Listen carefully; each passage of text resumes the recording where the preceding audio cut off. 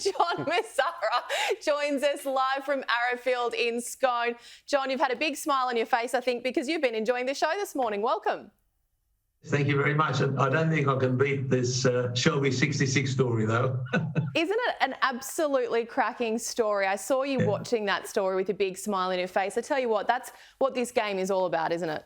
Yeah, so it's a wonderful... Well, we're all even above and below the turf, they say. So we're all equal there. So everybody gets his chance. It's a fantastic story, and that's what racing's all about.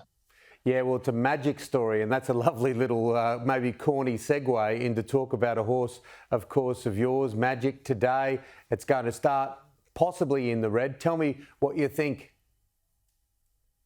Well, he was arguably the best-looking horse at the Easter Sale last year, and he fetched the biggest amount of money at the Easter Sale last year. It was a $2.5 million yearling, which was a hellish big price for a baby. But he was magnificent in every way and had a wonderful pedigree to match.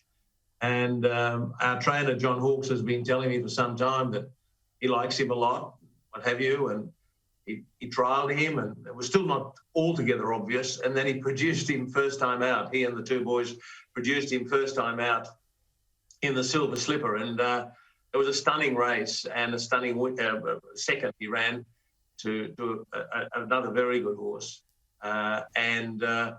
So we've got a lot of anticipation about today. He's hot favourite on the back of that only run he's had, and we're hoping. But, they're 2-year-olds, it's a wet track, who knows? Of course, and this is really interesting. Almost an hour later, roughly an hour later, his sister Yearling runs in Flemington. Now, the wonderful Ray Thomas says it's rare for equine siblings to win feature races on the same day. Do you think these two can do it? Well, I think today could be the day they will do it, simply because the 2-year-old seems to be in good form and the stable's confident to run really well, and he's likely to handle the heavy track. And Yearling, on the other hand, loves the mile. She won the 1,000 guineas over a mile last year, and today she's in a Group 2 CUNY Stakes over the mile, and it should suit her. So it's a possibility, and it's a result we'll savour if we pull it off. Well, you also have the opportunity to destroy the fairy tale of Shelby 66 in the Morris McCartney, because Remark comes back, and Remark, a hugely talented horse, I think favourite at the moment around $4 the field. Well, Remark is a horse we've had a massive opinion of from the work he's done at home with a trainer, etc.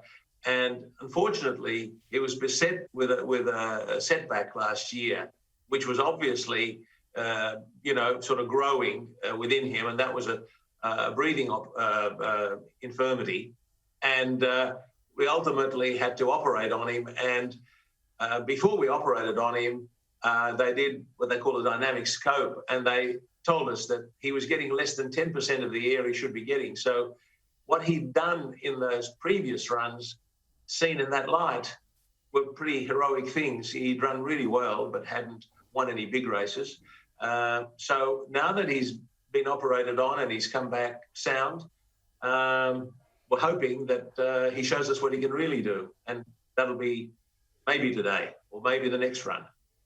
Well, John, of course, the Easter sales are just around the corner. I can't believe it's that time of year already. Of course, there were extraordinary numbers last year in 2021, a hugely successful sale for the Arrowfield team. Looking at the market, looking at what we've seen to date, the Premier Sale and the like, what are you anticipating this year? Well, going on what we've seen at all these other sales, including to some extent the New Zealand sale that took place last week, you'd have to say it'll be a buoyant market for horses again. And if that's the case, it'll be good for us and for all the other vendors. We ourselves have got about 64 yearlings to sell. It's probably as big a draft as we've ever had at any sale. And the quality, I saw them again yesterday, and I've seen them all week. I'm up there, as you know, and I've seen them all week. And they're a very impressive lot of horses. So I'm hopeful for perhaps even a record result for us this year, but we'll see. We had a great tour. You showed me the new yearling barn and one is Miss Finland and one for Flying Spur, of course. How do you look forward to the Golden Slipper, John? You have had such an amazing association with this great race for such a long, long time, just a week away.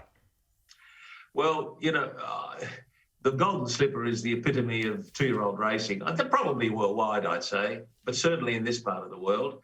And typically, a colt that wins the Golden Slipper becomes a highly desirable stallion prospect. And most of them, not all of them, but most of them have done very well at stud subsequently. So, it's been proven. It's a race that demands speed, courage, even the ability to stay a bit, because at the end of that race, the horses are absolutely exhausted. They go flat out all the way. So it's a tough test of speed and endurance, and also, of course, of soundness, because to get into the Golden Slipper, you need to have won some races en route or one of the qualifying races, and you need to get there, and that means you've got a couple of campaigns to get through, and you've got to be pretty sound for it. So all of those things go to make the winner of the Slipper a very desirable animal, and so it's become a really important race. I've got another little connection with the Slipper, and the Slipper was devised by George Ryder, the late SDC chairman many years ago, and his colours are now the Arrowfield colours. Yeah. And so they're quite famous colours, not because of what we've done, but because of his connection with them. And so I've got a sentimental attachment to the Slipper and etc. And we have bred quite a number of Slipper winners, and we have raced two of them, as you say, in both Flying Spur and Miss Finland, and they're both spectacular stories as to how they got there and how they won. So very thrilling, really, experience, I must say. Absolutely, absolutely. Now, just finishing it off, don't give too much to Julie in terms of culinary splendidness at Arrowfield. You need to save something in the kick for springtime when I'm going to come back up. Come on now. Well, Julie, I have to tell you, we have a new cook on site now. Yes. And he's quite a guy, and I think you're going to enjoy the culinary festivities over the next couple of days. Yeah, tell him to keep some stuff in his pocket. John, good to see you. Have a wonderful weekend. Say hi to everyone. Will do.